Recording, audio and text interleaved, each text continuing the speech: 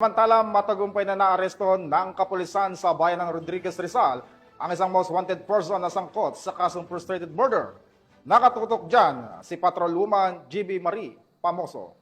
Ng pinagsanib na puwersa ng Rodriguez Municipal Police Station at 404th A Maneuver Company RMFB-4A ang isang regional level most wanted person sa isinagawang operasyon noong August 12, 2025, dakong alas 6 ng gabi sa Barangay San Jose, Rodriguez, Rizal.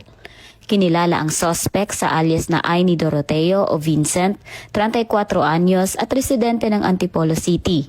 Siya ay naharap sa kasong frustrated murder batay sa warrant of arrest na inisyu ng RTC Branch 174 San Mateo Rizal noong April 14, 2023 na may kaukulang rekomendadong piyansang 200,000 pesos para sa kanyang pansamantalang kalayaan.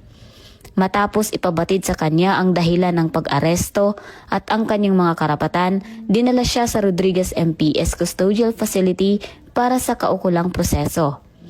Ang matagumpay na pagkakaaresto sa nasabing akusado ay bahagi ng pinaigting na kampanya ng Rizal Police Provincial Office laban sa mga individual na matagal nang pinaghahanap ng batas.